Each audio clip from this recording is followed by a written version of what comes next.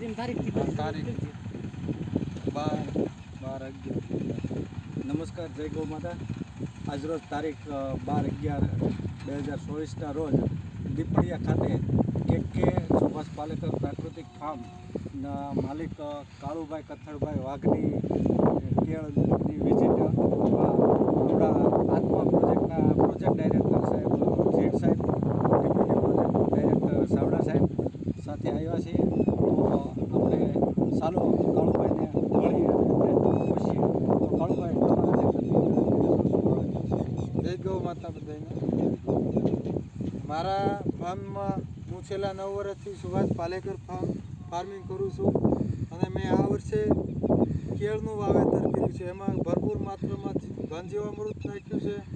પછી બીજ આ રોપા સોંપતા ત્યારે બીજામૃતનો ઉપયોગ કર્યો છે અને હરેક પાણીએ હું જીવામૃતનો સાથે પાણીનું પિયત આપી છે. ચોમાસામાં તમારા કે પાક વાવેલા હતા? મેં ચોમાસામાં મગફળી વાવેલી હતી, મકાઈ હતી, ઘાસચારો હતો, પછી કઠોળ વાવેલા હતા. એવું જુદા જુદા પાકના ઉત્પાદન સિઝન પ્રમાણે થોડા લઈ. મગફળીનું કઈ રીતે વેચાણ કરે? મારે આ વર્ષે ગિરનાર 4 મગફળીનું વાવેતર હતું. જ્યારે જે મારા વિડીયોના માધ્યમથી મારા જ ગ્રુપના 4500 રૂપિયાના ભાવે પિલાણ કરી અને 15 કિલોના ડબ્બા કરી પેકિંગ કરી દેશી ગાણીએથી અને અલગ અલગ જગ્યાએ હું ટ્રાન્સફર મારફત મોકલું છું અને સારા એવા ભાવ પણ મળે છે, ઉત્પાદન પણ સારું મળે છે. આ ટીચોકલ્ચર કેળ છે તે તમારે કેળનું જે છે એનું મૂલ્યવર્ધન કંઈ કરવાનો વિચાર કરો આપને? મેં કાલે જ ખૂટવડા એક પીડીલાઇટની સંસ્થાની મેં મુલાકાત કરેલી ગઈકાલે. ત્યાં મહિલા દ્વારા યુનિટ ચાલે છે વેફર બનાવ. તો મારે આ જે સુભાષ પાલેકર ઝેરમુક્ત કેળા થવાના છે, હું દરેક જેને પણ ખાવા હોય એને એક લૂમ પણ આપવાનો છો મારા ભાવથી અને વેફર બનાવવાનો છો. એમનો લોટ પણ રવો પણ બને છે અને વેફર બનાવવાના છે. અને મારા ક્ષેત્રમાં હું કાચા કેળા અને પાકા કેળા 2 રીતે વેચાણ કરવાનો છું. તમારું શું કહેવું છે કે ગા આધારિત ખેતી જે પ્રાકૃતિક ખેતી કરીએ તો તેમાં શું ફાયદા તમને શું થઈ રહ્યા છે? મારું એવું માનવાનું છે કે સુભાષ પાલેકર ખેતી કરવાથી આપણી ધરતી માતામાં ઝેર મુક્ત થાય, જમીન બંજર થતી અટકે અને ફળદ્રુપતા વધે અને એમાં જે આપણે વાવેલો પાકની ક્ષમતા અને મજબૂતાઈ અને એના ગ્રોથ અને એના ઉત્પાદનમાં પણ ફેર પડે છે. અને વાવેલો પાકમાં આપણો પરિવાર ખાય તો નિરોગી સંતાન આપણા પણ રહે છે, સ્વાસ્થ્ય પણ બચે છે, ડૉક્ટરને પૈસા દેવા પડે, બીમારી આવે છે તો આ જે પ્રાકૃતિક સુભાષ પાલેકર ફાર્મનું જે અનાજ કે ફળ ફ્રૂટ ખાઈ તો નિરોગી સ્વાસ્થ્યની ગણતરી એ પ્રકૃતિ પણ બચે.